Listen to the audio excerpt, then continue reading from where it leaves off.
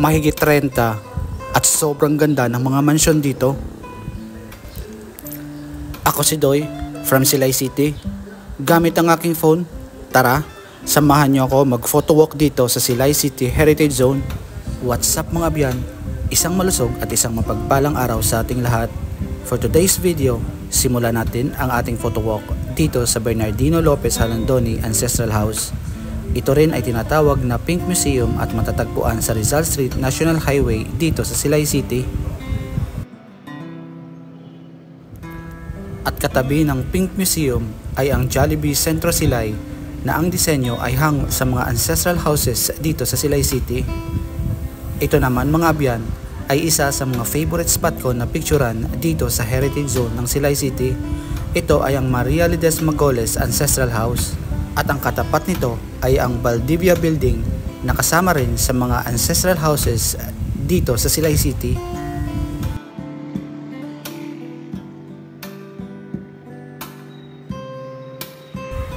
Ang next stop natin mga abyan ay ang Jose B. Gamboa Ancestral House na matatagpuan din dito sa Mabini Street dito sa Silay City.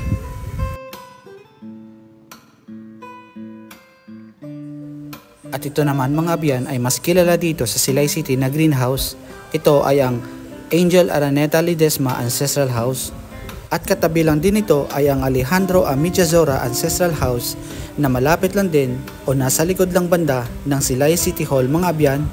At ang susunod mga abyan ay ang Manuel Severino Jofilenia Ancestral House o mas kilala na Jofilenia Museum dito sa Silay City. At ito naman mga abyan ay ang Generoso Reyes Gamboa Ancestral House na kinonvert sa bed and breakfast dito sa Silay City. Nandito tayo ngayon mga abyan sa 5 de Noviembre Street dito sa Silay City. At ito ay ang napakagandang murals na gawa ng mga local artists dito sa Silay City. At kaharap lang ito ng isa sa pinakasikat at pinakadinadayo na Balay Negrense Museum dito sa Silay City, ang Victor Fernandez Gaston Ancestral House.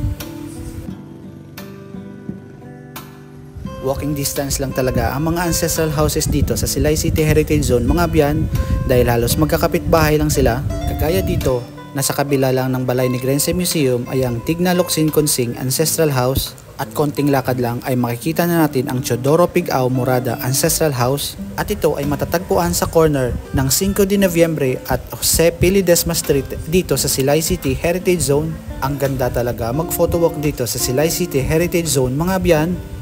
Sobrang ganda ng mga mansyon at mga ancestral houses dito. Idagdag mo pa ang Jose Ledesma Ancestral House dito sa Silay City. Idagdag pa natin mga abyan ang isa sa mahigit 30 na mga magagandang ancestral houses na matatagpuan dito sa Silay City, ang Senator Jose Corteza Locsin Ancestral House mga abyan. At katabi nito ay ang Antonia de la Rama Locsin Ancestral House. At makikita naman mga abyan sa corner ng Figueroa Street ang Federico Lacson Locsin Ancestral House dito sa Silay City. At ito naman ang Adela Locsin Ledesma Ancestral House na mas kilala na The Mansion o Balay Puti. Katabi nito ang Leandro de la Rama Locsin Ancestral House dito sa Jose P. Ledesma Street sa Silay City. At ito naman mga abyan ang Soledad and Maria Montelibano Lacson Ancestral House na matatagpuan sa National Highway dito sa Silay City. At ito ang Josefita Chonco Lacson Ancestral House, Manuel de la Rama Locsin Ancestral House, Carlos Arceo Ledesma Ancestral House at Kapitan Marciano Montelibano Lacson Ancestral House. Ito ay matatagpuan sa harap ng Silay City Public Plaza at San Diego Parish Pro Cathedral dito sa Silay City Heritage Zone. Ang ganda ng pwesto na to mga abyan. At konting lakad lang mga abyan ay matatagpuan na natin ang Herman Locsin Onson Ancestral House dito sa Silay City Heritage Zone. At matatagpuan sa corner ng Zamora at Gomez Street ang Vicente C. Montelibano Ancestral House mga abyan. Shoutout nga pala sa lahat ng mga solid ko na abyan at mga followers na nag-request para sa video na to. Wish granted na mga abyan. Ang dami talagang mga magagandang view dito sa Silay City Heritage Zone. Instagrammable at perfect para sa mga may hilig mag-photo walk at para sa mga solid ko na followers at mga solid ko na abyan na gustong pumunta at may planong mamasyal dito sa Silay City. Advice ko lang sa inyo na dumaan kayo sa Silay City Tourism, malapit sa Silay City Public Plaza at kaharap lang ng Silay City Hall. Mas magandang dumaan doon para mabigyan kayo ng guide map para hindi kayo maligaw sa kung saan matatagpuan ang mga ancestral houses dito sa Silay City Heritage Zone.